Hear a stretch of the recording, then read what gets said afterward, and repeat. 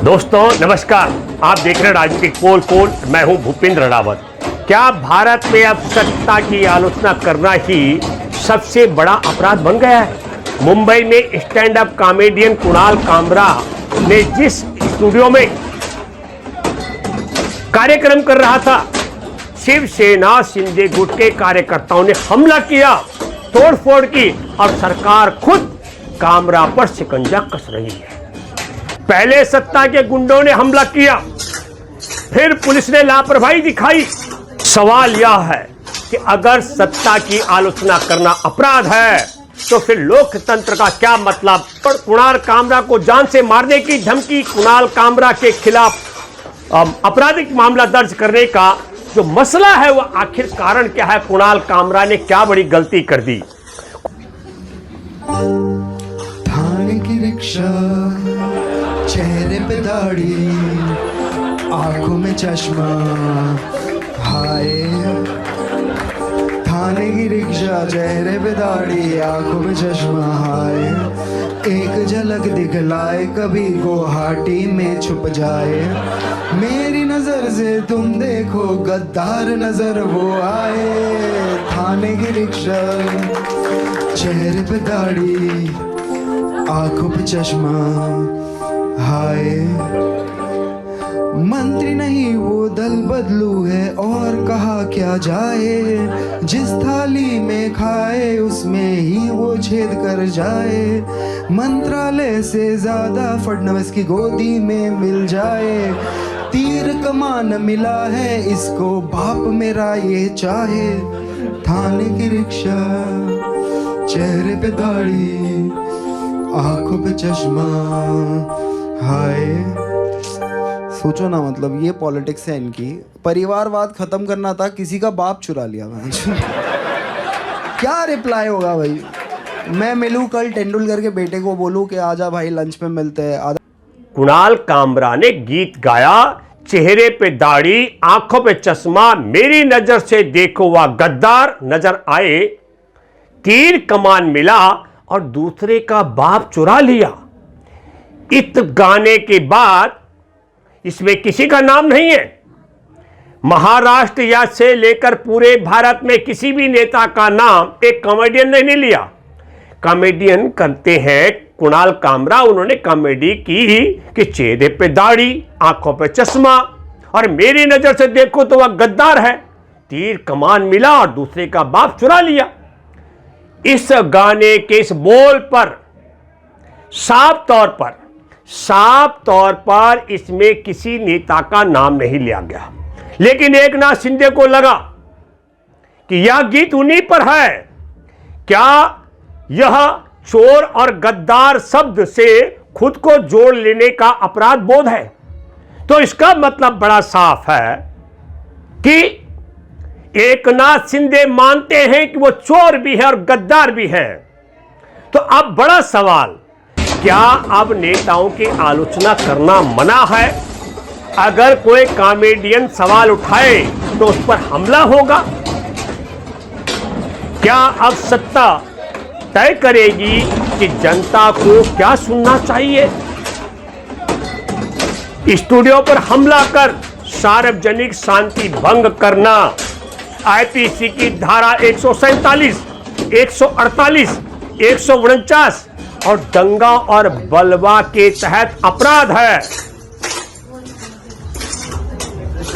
यह भीड़ द्वारा सुनियोजित हमला था जिसे सत्ता का समर्थन मिला है। संपत्ति को नुकसान पहुंचाना, जानबूझकर स्टूडियो में तोड़फोड़ की गई जिससे निजी संपत्ति को नुकसान हुआ। यह आईपीसी की धारा 427, 435 संपत्ति नष्ट करने के तहत संगीन अपराध है। आपराधिक धमकी और आतंक फैलाना, हमलावरों ने खुलेआम कुणाल कामरा को धमकी दी। यह आईपीसी की धारा 506 आपराधिक धमकी के तहत अपराध है। बड़ा सवाल, हमला करने वाले सिर्फ सैनिकों पर क्या पुलिस ने कार्रवाई की?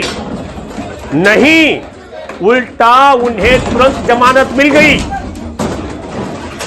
सरकार की मौन स्वीकृति अप्रत्यक्ष समर्थन के बगैर शिव सैनिकों के गुंडों की ताकत नहीं थी शिंदे गुट के कि वो जाकर के कुणाल कामरा ने जहां कार्यक्रम किया उस होटल में तोड़फोड़ करते, कुणाल कामरा को जान से मारने की धमकी देते।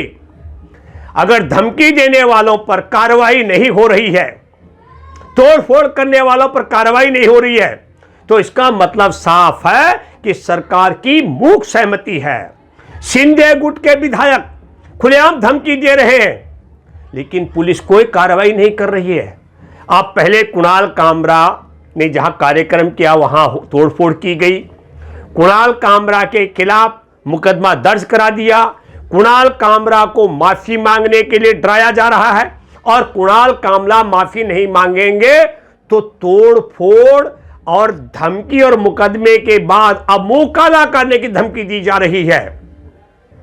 बड़ा सवाल, अगर कोई आम नागरिक सत्ता के खिलाफ बोले और उसे इस तरह की धमकियां मिले तो क्या वहां भी असुरक्षित रहेगा?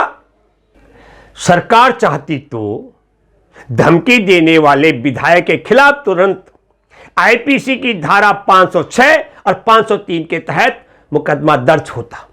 जो लोग जान से मारने की धमकी दे रहे हैं कुणाल कामरा को, उन सब पर यूएपीए के या अन्य सख्त कानूनों के तहत कार्रवाई होती।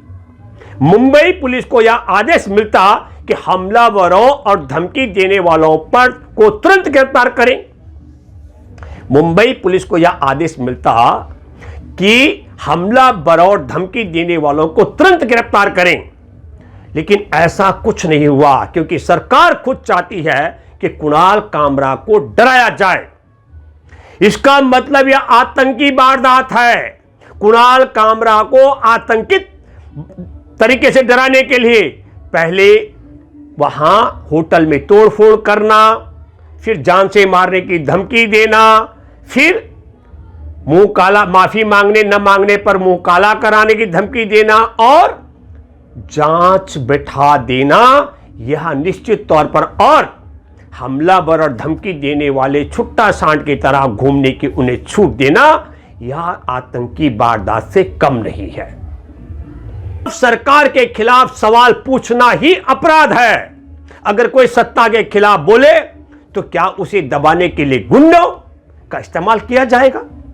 क्या अब लोकतंत्र का मतलब सिर्फ सत्ता की चापलूसी बनकर रह गया है? क्या सरकार अब तय करेगी कि जनता को क्या बोलने और क्या सुनने की इजाजत है? बड़ा सवाल, क्या हमें अब अपने मौलिक अधिकारों के लिए भी संघर्ष करना पड़ेगा?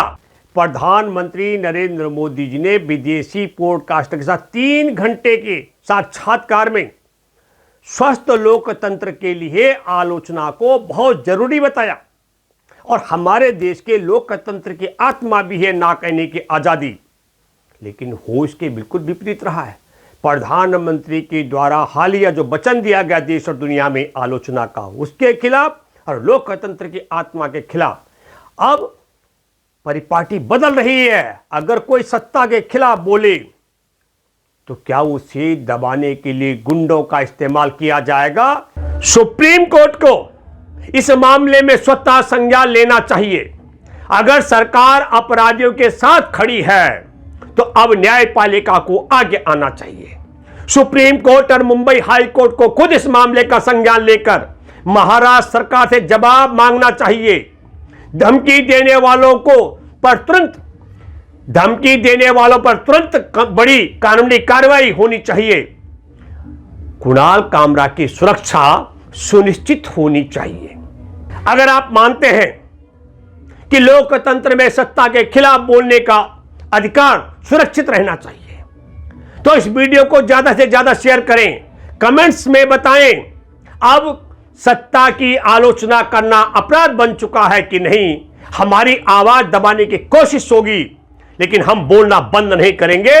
राजनीतिक पोल खोल पर जुड़े रहे, सच बोलते रहेंगे और सच आप तक पहुंचाते रहेंगे। धन्यवाद।